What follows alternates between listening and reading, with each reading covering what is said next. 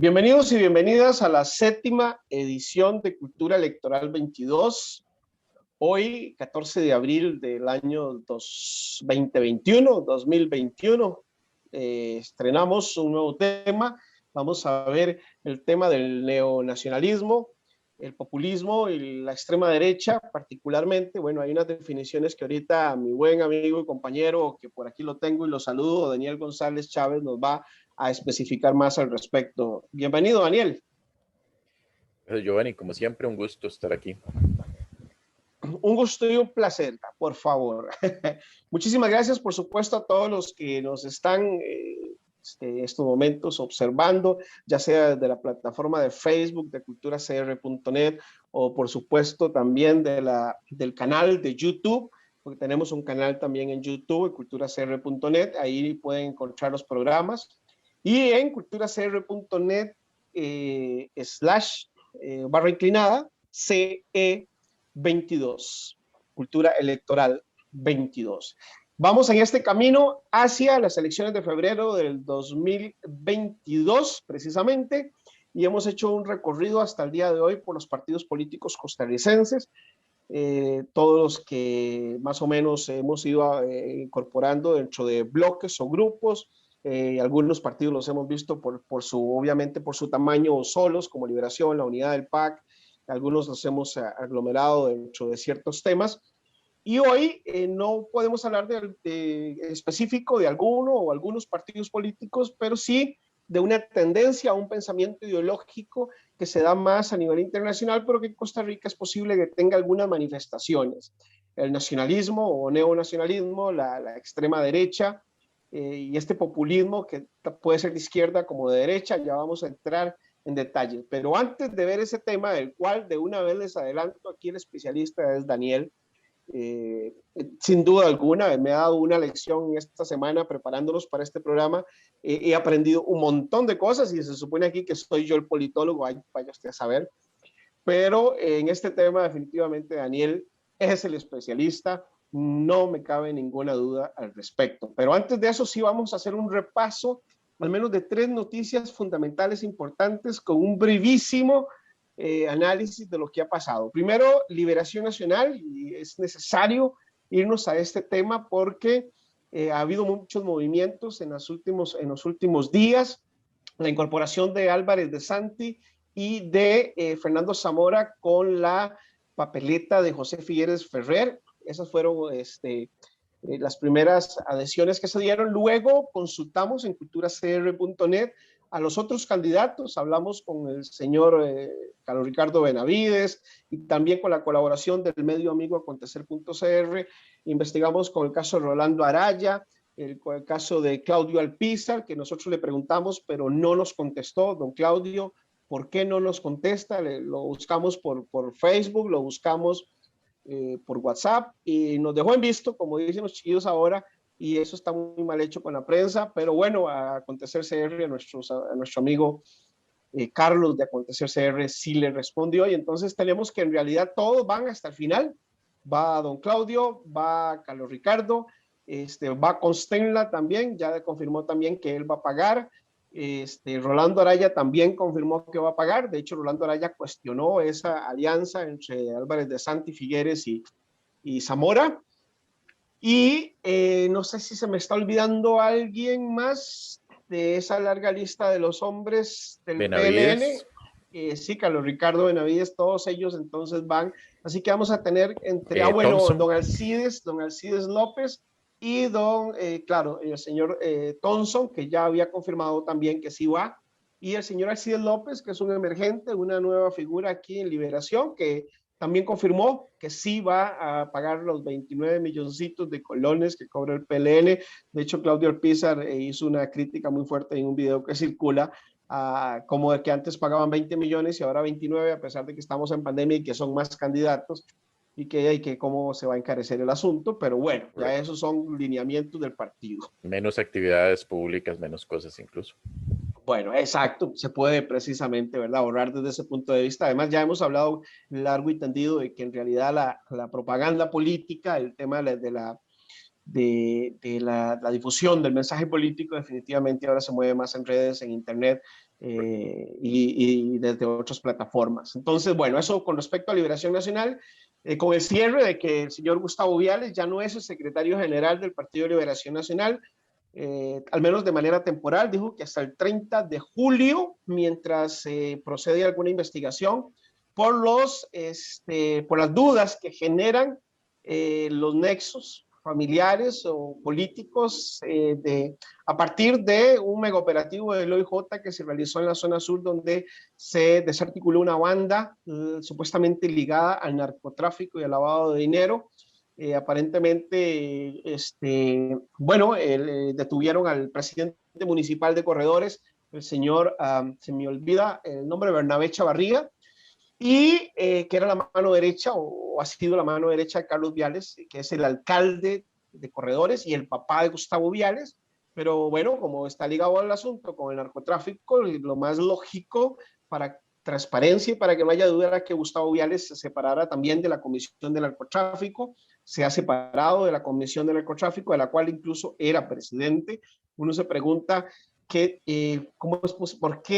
¿Por qué? Yo me pregunto esto, Daniel, ¿por qué uno pide, porque ustedes saben que los presidentes de las comisiones los nombra el presidente de la asamblea, ¿verdad? Y eso se negocia precisamente para cuando se va a definir el directorio del Congreso. Entonces, ¿por qué usted, que viene de una zona cuestionada por temas de narcotráfico en la frontera, donde su padre y su hermano están ligados al Departamento de Migración y Extranjería, donde se trasiegan bienes y personas, ¿por qué usted pide ser presidente de una comisión como la de Comisión de Narcotráfico? Es decir, que si yo quiero desligarme del tema, no quiero problemas con ese tema, lo primero que debía haber hecho es eso. Pero bueno, ya renunció también a la fracción de Liberación Nacional, renunció a la Secretaría General de Liberación Nacional y también a la inmunidad parlamentaria, es decir, para ser investigado. Me parece pues todos estos actos necesarios porque este asunto de lo que sucede con la política en la zona sur, con la Liberación Nacional en la zona sur es realmente preocupante. Hay antecedentes, el señor Angulo, el diputado también Oliver Jiménez, que además Oliver Jiménez está casado con la hermana de Carlos Viales, es decir, que hay parentescos familiares y ya en el pasado se cuestionó en algún momento que Oliver Jiménez estuviera también ligado al tema del narcotráfico. No se ha demostrado nada, no se ha comprobado nada, son solo suposiciones. Yo no estoy afirmando absolutamente nada, pero me parece que está muy bien que Gustavo Viales haya renunciado y que, bueno, ojalá sea una investigación seria. Ya la Fiscalía está detrás de una denuncia que se hizo, o sea, el Ministerio Público confirmó que hay una denuncia contra Gustavo Viales y que se está en un proceso de investigación. Esto va a dar para más, pero es un golpe también posiblemente electoral a la Liberación Nacional que ya analizaremos más adelante, pero que es indudablemente un golpe importante. Después, Daniel, las elecciones en Perú y en Ecuador. Vámonos afuera. En el caso de Perú, el multipartidismo, las elecciones más fragmentadas de la historia de ese país, como con 6 o 7 candidatos que tenían la posibilidad de ganar, pero el que gana es el sindicalista Pedro Castillo, y en segundo lugar pareciera que perro que come huevos, pero en Perú no, porque Keiko Fujimori es la que va a ir al balotaje con Castillo, ¿verdad? Entonces, Daniel, Un las resultado elecciones de Perú. sorprendente, un resultado sorprendente sin duda, porque vemos que Pedro Castillo ni siquiera aparecía en las encuestas. Eso es como que, para que lo veamos como en nuestro contexto, porque la candidata de izquierda, digámosle de la izquierda más, Emergente, ¿eh? sí, la candidata de la izquierda más, digámosle, institucional o más, que era hasta entonces la más popular o la más conocida o la que salía más arriba en las encuestas, era Verónica Verónica Mendoza. Mendoza, además progresista, ¿verdad? Sí, una izquierda más moderada. Y que quedara Pedro Castillo es muy inusual, no aparecía ni siquiera en las encuestas, estaba muy bajo. Eso es para que nos demos una idea, como que aquí, en vez de José María Villalta, el candidato que pasara a una segunda ronda fuera John Vega, del PT. Bueno, imagínate. Bueno, es que, bueno, vamos a ver, Pedro Castillo es sindicalista Ah, y pero una es una izquierda izquierda, fuerte, sí, dura, es dura. una izquierda, pues sí, exactamente, dura. y Verónica Mendoza era una izquierda más progresista, como bien lo Una decís, izquierda, moderada. sí, Bueno, un poco pero es más que todos moderada. quedaron en porcentajes, vamos a ver, Pedro está en un 18%, la que sigue la Fujimori anda entre 13 y Claro. 14, el Hernando de Soto, el López Arriaga, todos andan en 13, 12%, y Verónica queda como con 8%. Es decir, los porcentajes, la fragmentación de todo eso es impresionante. Y el Parlamento quedó muy dividido, pero eso es un problema que tiene Perú hace tiempos y una crisis política que les ha llevado a tener 3 presidentes en unos 4 años. Y no creo que estas elecciones lo resuelvan, más bien puede que lo empeoren, no creo que salgan de ahí. Lo que sí es cierto es que Fujimori pues no compone mucho, ¿verdad? Ahí los peruanos van a tener que escoger entre la extrema izquierda y la extrema derecha prácticamente. Claro, qué difícil, ¿verdad? Qué duro. Bueno, vamos a ver qué pasa en el balotaje.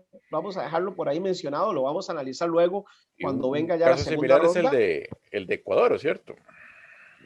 Bueno, en Ecuador, el resultado que se dio el domingo pasado es precisamente la segunda ronda, en el que claramente sí se dio una confrontación entre la izquierda, bueno, correísta, claramente, ¿verdad? La izquierda correísta, que era con el señor Arauz, que pierde 47.5 frente a 52.5 del señor Lazo, Guillermo Lazo, que es el del banquero de la derecha pro Fondo Monetario Internacional. Es decir, hay claramente una polarización pro y contra FMI, pro y contra, digamos, derecha, izquierda, socialismo, capitalismo. Claro, cuidado, nos pasa el parecido aquí con don Rodrigo Chávez por un lado y no sé, José María Villalta o algo así por el otro lado, ¿verdad? Sería un escenario interesante. Pero sí, Inédito, ¿verdad? Además. sí, correcto. Pero sería muy, muy curioso, sin duda, que, o resulta curioso que el correísmo no haya logrado movilizar esas masas que llevaron a Correa y a Lenin Moreno en algún momento al poder, ¿verdad? Es extraño. Y tomando en cuenta que el Pachacutic era un partido de izquierda, pareciera que la mayor parte de su electorado o de su base no se puso detrás de, porque Hay fue el tres tercer lugar, elementos ¿verdad? ahí, hay tres elementos fundamentales. Primero, la pandemia que golpeó muy fuerte a Ecuador y eso se lo cobran al gobierno de Lenín eh, Moreno. Aunque ya Lenin había roto con Correa para ese punto, ¿verdad? Bueno, y sí, y el gobierno, aún así, digamos, el gobierno no fue, pues obviamente no era lo deseable. Lo deseable era que hubiera unidad y que realmente el correísmo hubiera llegado hasta el final con un buen gobierno, hubiera protegido a la población. Entonces había una pérdida de credibilidad del correísmo, creo yo.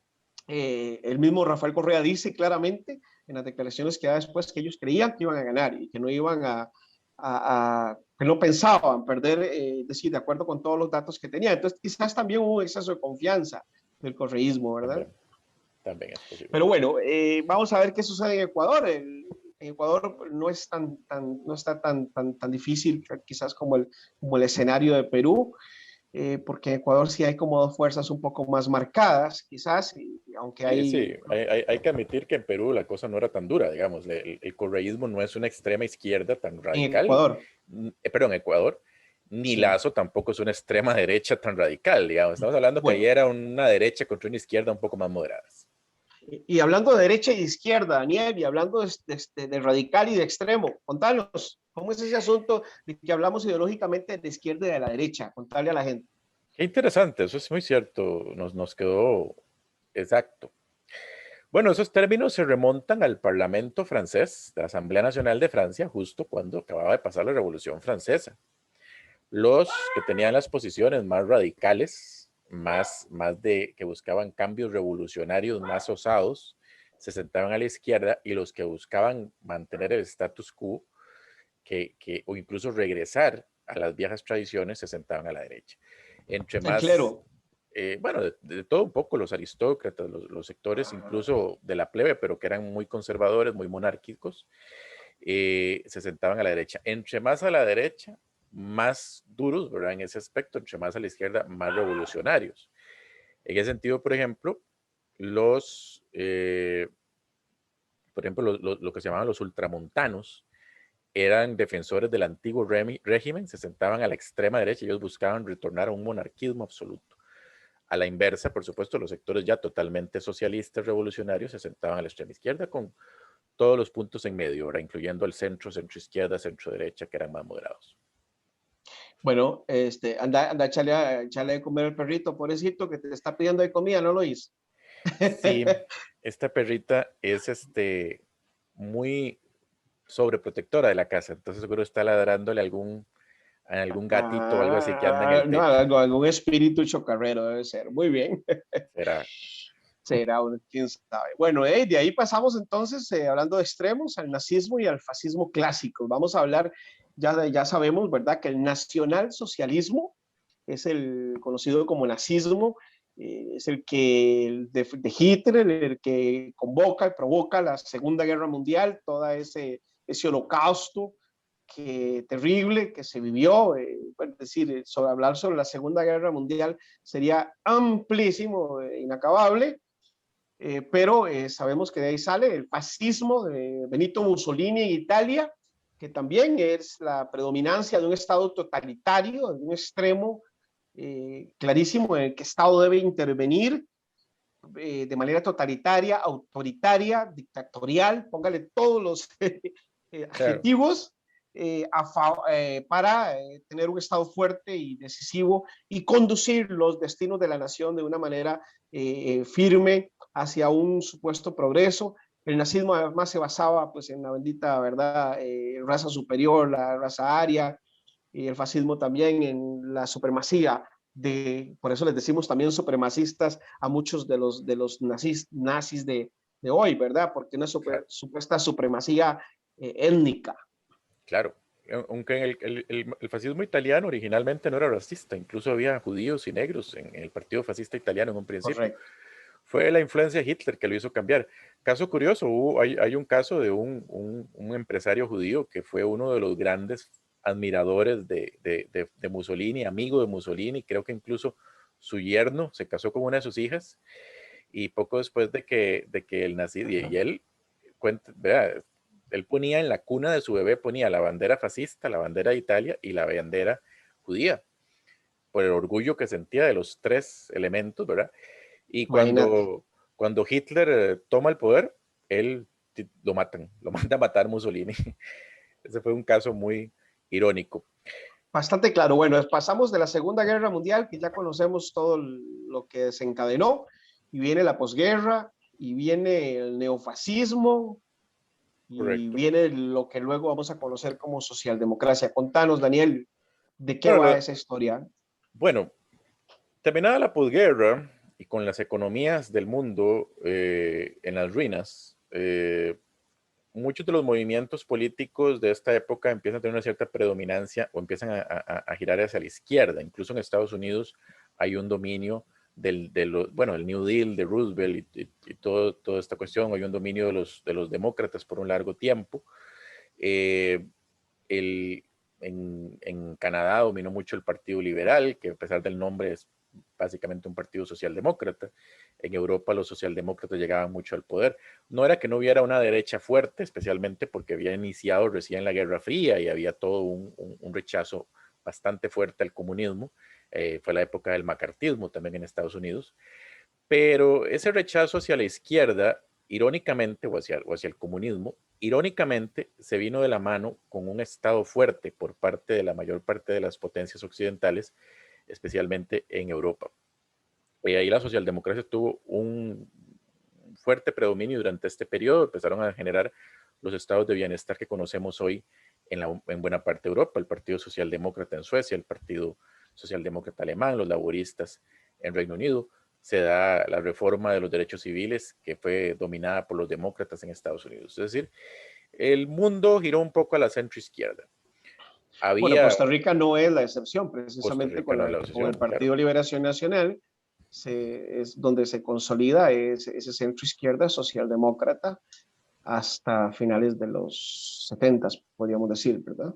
Claro, y esto es algo que también se ve en el resto de Latinoamérica, ¿verdad? Por supuesto. Perón, Getulio Vargas, Lázaro Cárdenas, diferentes figuras fueron importantes reformadores sociales en este periodo, en la misma Latinoamérica, aunque también se dieron muchos golpes de Estado contra gobiernos como el de Allende o el de Albers, financiados por Estados Unidos como parte de esa guerra del comunismo, que a veces no sabía diferenciar entre comunista o socialdemócrata, ¿verdad?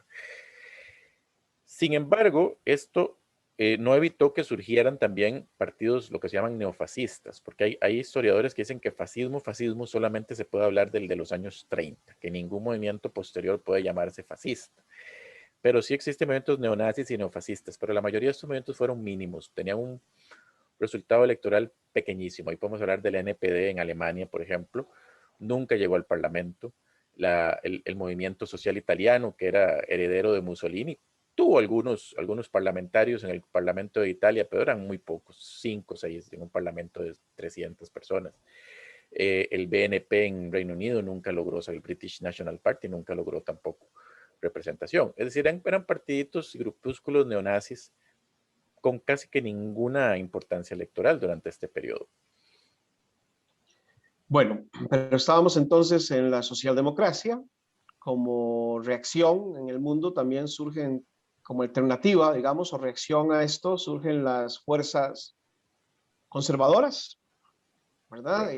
Más hacia la derecha, y es ahí como tenemos el antecedente, tal vez de la extrema derecha actual, que son personajes como Ronald Reagan, Margaret Thatcher en Inglaterra, y bueno, después de ellos vienen la caída de la Unión Soviética, del bloque soviético, la caída del muro de Berlín, la perestroika, Gorbachev, y viene Juan un Pablo nuevo II. orden mundial, y claro, viene un nuevo orden mundial que establece nuevas condiciones muy particulares, una reconfiguración del poder, del orden mundial, precisamente, que da por, digamos, esta etapa conservadora también trae como consecuencia que en los países latinoamericanos y otros países el colapso de la socialdemocracia y la debilitación o el debilitamiento, perdón, de la socialdemocracia y el surgimiento de fuerzas alternativas. Y ahí es donde entonces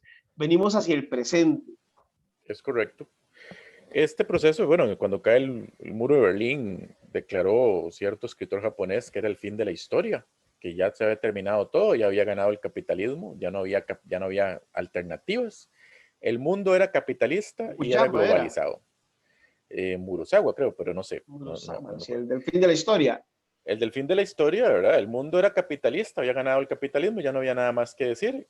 Era un mundo globalizado y capitalista, pero resultó que no era tanto, porque empezaron a surgir alternativas, No, no. tanto de izquierda como de derecha, que cuestionaban ese modelo.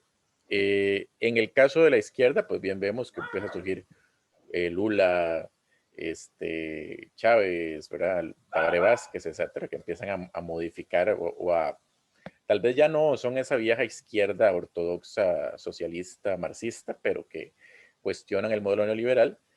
Pero surge también en la derecha algo similar, especialmente que es una derecha que cuestiona el modelo neoliberal por un lado, pero también cuestiona el globalismo y están totalmente opuestos a la globalización. Aquí podríamos hablar, por ejemplo, de dos fenómenos. Uno es que la socialdemocracia efectivamente en todo el mundo empieza a colapsar. Los partidos socialdemócratas empiezan a sacar muy pocos votos. Lo vemos en Reino Unido. La última elección del Partido Laborista fue el peor resultado desde los años 30.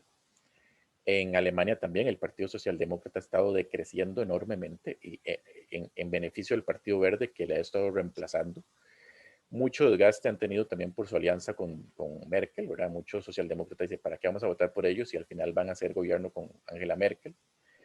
España ha tenido problemas, el PSOE logra gobernar, pero por una alianza bastante inestable, porque no le han dado los votos desde hace bastante tiempo para gobernar en soledad. Muy bien. Y El fin así de la como, historia es un concepto. Ah, bueno, perdona, no has terminado. Adelante. bueno, básicamente eso, así como la socialdemocracia empieza a decaer y se buscan otras alternativas a la izquierda, como los partidos verdes, y en el caso de España Podemos, etcétera, pues así también empieza a surgir esta nueva derecha, le llaman derecha alternativa, nueva derecha, neonacionalismo, populismo de derecha, etcétera. Sí, para aclarar de que el concepto del fin de la historia es un concepto hegeliano que está en la fenomenología del espíritu. Es el primero que lo acuña, pero Francis Fukuyama es quien lo convierte en un libro precisamente en 1992, claramente un par de años después de la caída del muro de Berlín para que entendamos que, pero sin embargo, pues fue un libro básicamente equivocado, por supuesto. porque evidentemente los seres humanos siempre conducimos a buscar alternativas, a buscar opciones ideológicas y no nos vamos a quedar posiblemente en un solo planteamiento. Y entonces resulta, Daniel, que ahí es cuando llegamos al neonacionalismo y al populismo de derecha. Yo he aprendido un montón de cosas que me ha explicado Daniel de todos estos enredos, así que yo mejor lo dejo a él, ¿verdad? Que hable el que sabe. Muchas gracias. Bueno, estos movimientos tienen ciertas características. Por ejemplo, si hablamos del populismo, que puede haber populismo de izquierda y de derecha, pero en este caso estamos hablando del populismo de derecha, eso es muy común. Vemos la misma retórica en los distintos países. Son políticos que se proclaman defensores del pueblo, que ellos son los representantes del pueblo contra la élite política, contra el pantano, contra los mismos de siempre, contra la casta. Se le dice de diferentes formas en diferentes países. Trump lo decía, que él iba a drenar el pantano, que él era del pueblo. Bueno, a pesar de que era un multimillonario, ¿verdad? Que él era el candidato del pueblo, de la gente trabajadora, y que él estaba en contra de los políticos de la élite, los de siempre, que Obama, que Biden, que Clinton. Lo mismo dice Narendra Modi en India, él en la publicidad saca que su contrincante, que es el líder del partido del Congreso, que tiene algo de razón, que es un político de carrera, que es de una familia política, que son los Gandhi, etc. Y así se ve en todo lado. Usted puede ver Erdogan, Erdogan en Turquía, usted lo puede ver Turco, también, Orban. Orban lo dice en el caso de George Soros, que George Soros es la élite en Hungría y que él es el que se opone. Eso se ve en todo lado. Ellos dicen que ellos son del pueblo, representantes de la gente Bueno, por común, eso se le llama populismo, ¿verdad? por eso Por se eso le es llama que lo populismo. llamamos populismo y además nacionalista porque tratan de exacerbar aquellas condiciones que se supone son magnánimas dentro del país, dentro de la nación y que esas son las condiciones especiales que tiene una sociedad para salir adelante. Claro, ese neonacionalismo es diferente, ya no es ese nacionalismo romántico que surge en los años, en el siglo XIX, ¿verdad? Que buscaba, por ejemplo, que la unificación de Alemania y la unificación de Muy Italia, bien. la fundación de Israel. Es un nacionalismo con características ya novedosas. Por ejemplo, tal vez ya no busca expandir sus fronteras, ¿verdad? Y tal vez ya no busca reclamar territorios viejos perdidos, pero sí tiene planteamientos como, por ejemplo, no al multilateralismo, perdón, no al multilateralismo. Estos movimientos son críticos de, Antiglobalización. son antiglobalización y son anti-organismos multilaterales. Ahí vemos a Trump, que se aleja de la OTAN, eh, se De la aleja Organización Mundial de la Salud. de la Organización Mundial de la Salud, deja de financiar la ONU, etcétera. Vemos a el Brexit, fue promovido por neonacionalistas Claro. británicos. El partido AfD, que es el partido neonacionalista alemán, quiere ahora hacer el Dexit, ¿verdad? Quiere sacar a Alemania de ahí, Le Pen quiere sacar a Francia a la Unión Europea. Aquí lo vimos con Fabricio, quería sacarnos de la Corte Interamericana. Es decir, estos movimientos son antimultilateralismo. Son movimientos, digamos, claro, anti-multilateralismo, pero porque no tienen orígenes.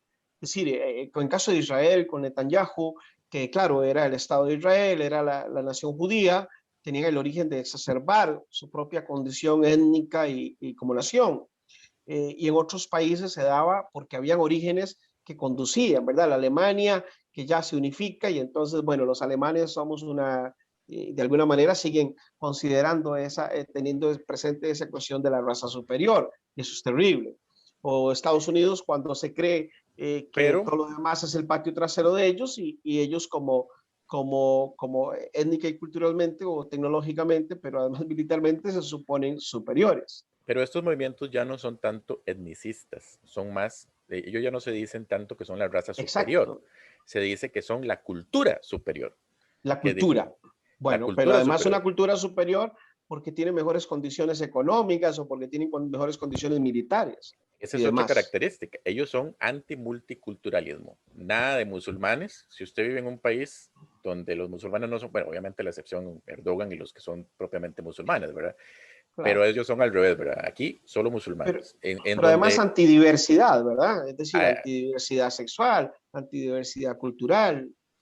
exactamente, es decir, ellos son anti-multiculturalismo por una parte, ¿verdad? Donde son cristianos, solo debe haber cristianos, nada de musulmanes, nada de de otras minorías. Ellos aceptan un poco algunas minorías muy asimiladas como los judíos, pero en general defienden la cultura, según ellos, por lo menos judeocristiana. Eso se ve, por ejemplo, cuando uno veía los debates a presidente de España, lo decía Santiago Abascal, que es el líder de Vox, que es un partido de esta naturaleza en España. Él decía, nosotros tenemos que defender la cultura judeocristiana, aquí no deben haber musulmanes, podemos admitir latinoamericanos, los latinoamericanos son de la misma cultura nuestra, pero nada de árabes, nada de africanos. Y en general es eso, nada de multiculturalismo, y por supuesto, sí, ultraconservadurismo en lo social, ¿verdad? Es decir, nada de matrimonio igualitario, aborto, identidad de género, todos esos temas Nada de eso. tabú. Una pregunta, Daniel. ¿Es nacionalista el populismo de Nayib Bukele, Salvador? Por supuesto, a Bukele se le considera parte de esta oleada. Él, podemos ver primero que tiene un fuerte populismo, ¿verdad? Plantea un montón de cosas El que son... populismo está claro. Mi pregunta Sí, ¿considera a ellos que la cultura salvadoreña, pues yo siento como que por ahí quizás no se ha metido mucho? yo diría que tiene ciertas características, pero sí, tal vez no se ha encuadrado completamente porque hasta cierto punto él mismo admite que tienen que ser más como Costa Rica, ¿verdad? Entonces, Precisamente. yo siento que Bukele, Eso iba. Me ganaste el volado. sí, Bukele le cuesta un poco porque como quiera que sea, los centroamericanos tenemos una dificultad para sentirnos suficientemente orgullosos por Histórica. las, Tenemos por una las, autoestima muy baja y eso no correcto. tengo duda, pero incluso Bolsonaro en Brasil, con aquella gran nación, al menos en tamaño, tampoco lo he visto con posiciones nacionalistas. Claro En, que la- sí, populistas y ultraderecha. en Latinoamérica es complejo porque los países latinoamericanos, primero somos muy jóvenes, somos muy recientes relativamente hablando, en comparación a Alemania, ¿verdad? Que tienen imperios que datan de la Edad Media y otros países de Europa. Pero también porque nuestras naciones no nacen como nación-estado, ¿verdad? Son conjuntos de pueblos que se unen Claro. dentro de un estado político. Pero sí, esa es una característica, lo vemos con Trump, ¿verdad? Cada país tiene su referente diferente, ¿verdad? Ya, Ajá. Trump, por Ya se ejemplo, me fue a Trump, ya se me fue a Trump y yo quería aterrizar en Costa Rica, bueno, pero pero espérate, entrele con Trump. Trump, por ejemplo, ¿cuál era su discurso, su retórica? Era contra el migrante latino. Sí, sí, sí. Es cierto que él Ahí frenó, sí, es que yo creo que es eh, bastante claro, ¿no? es cierto que él frenó también la inmigración de países musulmanes, pero creo que su concentración era principalmente con los latinos. ¿Por qué? Porque en Estados Unidos el que amenaza realmente la identidad cultural es el latino, ¿verdad? Mientras que en España no es el latino, en España es el africano, ¿verdad? Y si vamos a El Alemania musulmán, si vamos a Alemania va a ser el turco, y si vamos a Turquía va a ser al revés, ¿verdad? En Turquía es el kurdo el que amenaza la identidad claramente. turca, ¿verdad? Entonces, cada uno de estos países o cada uno de estos movimientos políticos adapta su discurso a la realidad. Un buen ejemplo también de esto que decías del conservadurismo cultural, voy a poner un asterisco. En ciertos países, estos movimientos no son conservadores porque ellos también se adaptan a sus sociedades muy liberales como la de Holanda. Ahí vos ves a Geert Wilders, que es el líder del partido nacionalista holandés. Él es liberal y él habla en contra de los musulmanes, pero ¿qué es lo que él dice? Que si los musulmanes se hacen mayoría en Holanda, se van a traer al traste los derechos LGBT, los derechos feministas, el derecho al aborto. Lo mismo dice la líder de Alemania, de Alternativa para Alemania, que es lesbiana abiertamente y ella vive con su novia y es la líder de un partido de extrema derecha en Alemania. Inconcebible, muy extraño, pero bueno, eso va Hitler se revive y se vuelve a claramente. morir. Bueno, sí, claro, son variaciones finalmente, porque siempre hemos estado claro en este programa de Cultura Electoral 22 que las ideologías no son estáticas, que las ideologías no son poses definidas y que podemos hacer embarcados diferentes dependiendo, por supuesto, de las particularidades de la región, las particularidades históricas, Claro. entre otras cosas. Y bueno, entonces veamos las particularidades costarricenses.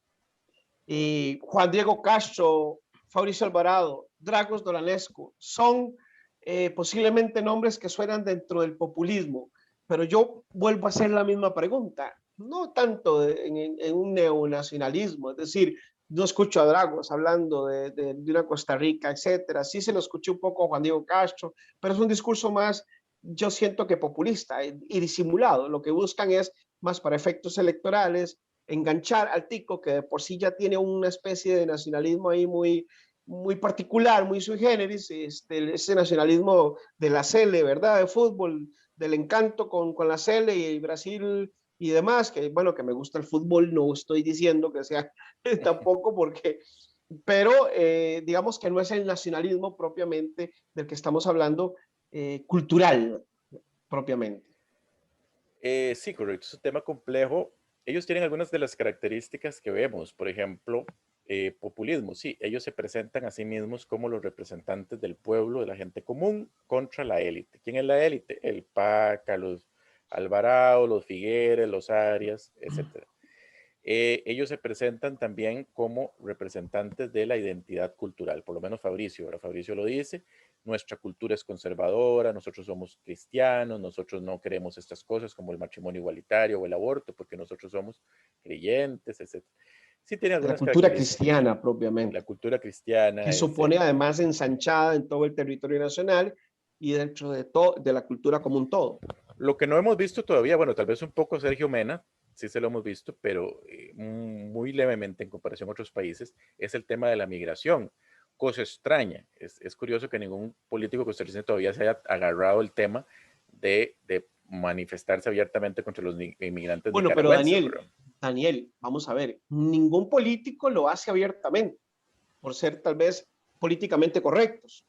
Sin embargo, lo que nosotros vemos en redes sociales es que quienes defienden a Juan Diego Castro, quienes defienden a los partidos confesionales, porque yo no voy a hablar solamente del fabricismo, sino que también en Restauración se ha dado, los seguidores de estos grupos abiertamente se han, plantean cuestiones y manifiestan cuestiones muy xenofóbicas, muy racistas, hablan mal de Epsi Campbell y la definen, y lo digo yo porque Claro, lo vi ahí mismo en un grupo de Fabricio Alvarado, en el que una vez me metí pues para fisgonear y aquello era terrible, ¿verdad? Porque cómo trataban a Epsi Campbell, como la negra tal por cual, etcétera. Y después también la xenofobia contra los nicaragüenses, que son los culpables de traernos la pandemia, que son los culpables de robarnos el trabajo y otra serie de manifestaciones. Es decir, tal vez por no quedar muy mal frente a la opinión pública y tal vez por granjearse alguna bondad de algún electorado más amplio, no lo dice. Pero bueno, ahí efectivamente, no olvidemos el antisemitismo también, ¿verdad? Mucha crítica a Eliezer Feinsack y a otras figuras muestra también rasgos de antisemitismo.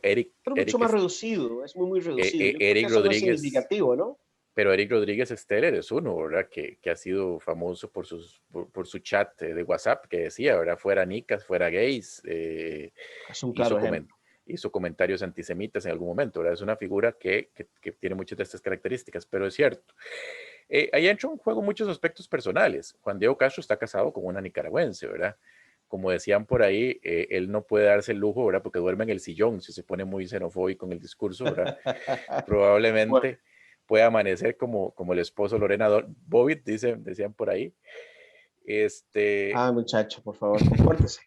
Después tenemos a Fabricio. Fabricio no se puede dar el lujo. Recordemos que las iglesias evangélicas están llenas de nicaragüenses Llenas de y una nicaragüenses, buena claro, parte de la y población, las iglesias pentecostales en particular, montones, es sí. impresionante. Una buena población de nicaragüenses son evangélicos. Él no puede perder, muchos de ellos son nacionalizados y votan, él no puede tampoco alienar a ese público, es un público que es muy cercano a él. Muy Y bien. en el caso de Dragos, sería una gran ironía porque él mismo es rumano, ¿verdad? Entonces, él nació en Rumania, entonces yo creo que por esas características ellos no lo pueden hacer, pero no sería extraño que algún político surgiera y lo hiciera. Bueno, con eso le contestamos la pregunta Rosa. ¿Qué personajes y Correcto. agrupaciones locales se pueden calificar con estas corrientes? Además, don Omar consulta cuáles y qué características tienen las diferentes corrientes o tipos de populismo. Yo creo que ya nos Bien. extendimos por ahí también, ya contestamos bastante. La vaguedad conceptual del populismo en América Latina y por qué y por qué espejo de la democracia. Bueno, eso tal vez podríamos ahí ahondar un poquito, Daniel. Esa es una pregunta de Mayra. Todos estos que acabo de mencionar están en el grupo de WhatsApp de Cultura Electoral 22. Ahí yo les pondré el enlace en Facebook y en YouTube. Y a mí también me están pidiendo comida. Adelante, Daniel, contestemos esa pregunta. Tengo que Salude. ver dónde andará el mío, porque tengo que ver dónde Aquí andará está, el mío. aquí está Venecia, pero es que no les he dado comer. Tengo que, ya casi voy, vaya, tranquila. Dame unos minutitos. Bueno, Daniel, El populismo latinoamericano es un tema ¿hijo de complejo, la democracia? ciertamente. Hay, ¿Por hay, qué? hay, hay populismo en Latinoamérica desde bueno, prácticamente desde que surge, ¿verdad? Desde los tiempos de Simón Bolívar. Pero fue un fenómeno muy fuerte en los años 30, ¿verdad? Ahí aparece Perón, Getulio Vargas, el mismo Zapata en México, es decir, eran movimientos populistas. No siempre se dice que el populismo no necesariamente es malo, hay analistas que consideran que el populismo puede ser pues, bien, puede ser correcto, o sea, nosotros lo tenemos como algo peyorativo, pero hay algunos analistas que dicen, bueno, es que populismo puede ser correcto, es decir, usted sí debe ponerse con el pueblo. Cuando realmente está a favor del pueblo, Exacto. digamos. Un buen ejemplo es Pero todos, Calderón. es que mira, todos, Calderón, finalmente todos se dicen estar a favor del pueblo, pero no Calderón Guardia, necesariamente. Calderón Guardia se le consideraba un líder populista en su momento, es decir, ser un reformador social que ayuda a la gente y eso te hace populista en ese sentido, que Claro. estás con el pueblo, está bien. Lo malo es cuando se utiliza solamente para ganar popularidad sin realmente ejercer algo correcto. Y hay que ver una cosa, estas figuras, esto que decía de la democracia, doña Mayra, estas figuras a menudo son muy polarizantes. Ahí vemos, por ejemplo, tanto Netanyahu como Orbán se enfrentan a coaliciones de sus opositores, donde está todo, todo. En el caso de Netanyahu, desde los árabes, los partidos árabes, partidos islamistas, la izquierda, la extrema derecha, un tipo como Neftali Bennett está a la derecha de él, ¿verdad? Es un nacionalista, pero radical de israelí y incluso la derecha más moderada. Algo parecido pasa con Orbán, es un caso curioso. Ahora Orbán se está enfrentando a una coalición donde están el Jobbik, que es un partido neofascista, la izquierda, los socialdemócratas, los liberales, etcétera. Entonces hay que entender que, y esto pasaba un poco en otros movimientos como el peronismo, ¿verdad? Que también aglutinaba gente en contra, pasó con el calderonismo, que aglutinó socialdemócratas, conservadores, bueno, vos de ese tema sabes mucho. Estos movimientos populistas a veces aglutinan bloques en contra de enemigos naturales, de gente que ideológicamente son contrarios. Es algo muy curioso. Bueno, muy bien. Daniel, se nos acaba el tiempo. Se nos va el tiempo, así que es ineludible. Yo quiero hacer un comercial antes de concluir el programa de hoy. Primero, agradecerles muchísimo a las personas que han colaborado con la suscripción solidaria. Esto es muy importante para Cultura CR porque nos ha permitido quitar la publicidad esta invasiva, engañosa de Google Ads, pero además porque queremos que culturacr.net pueda seguir elaborando programas como este, con el buen amigo Daniel González, y columnas importantes como la que yo escribo cada 2, 3 días, que se titula Entre líneas, que es una especie de resumen, un breve recorrido por los hechos fundamentales, con una interpretación muy particular de los hechos del acontecer noticioso, pero eso requiere pues obviamente un esfuerzo importante, un trabajo, y queremos que culturacr.net sea de la gente. Voy a ponerme populista, Daniel, wow. Entonces, ese populismo sí se vale. Entonces, queremos que la gente sea quien la financie, que no venga un inversionista, un empresario político, alguien con intereses que dudosos o que desconocemos y que nos establezca una agenda comprometida con ciertas visiones políticas o ciertos intereses creados. Queremos que siga siendo un medio de acceso libre, además. Entonces, todas las personas que han enviado, que han pagado su suscripción, ya fuera individual o las que son solidarias, que ya implica una cantidad un poquito mayor y que le permite el acceso a decenas de personas más, porque ese es el principio de la solidaridad. Yo poner, si yo puedo, un poquito para financiar el medio, para que muchas otras personas también tengan acceso a la plataforma, a este programa y a todas las posibilidades que podamos ir generando de manera libre. Entonces, muchísimas gracias a quienes han donado. No me da tiempo por la lista, poner la lista de las personas y además de repente entro en infidelidad. No puedo, meto la pata ahí con alguien, entonces mejor no. Pero sí, muchísimas gracias a quienes lo han hecho. Muchísimas gracias a Daniel González, de verdad sus análisis y en este tema en particular eh, se luce.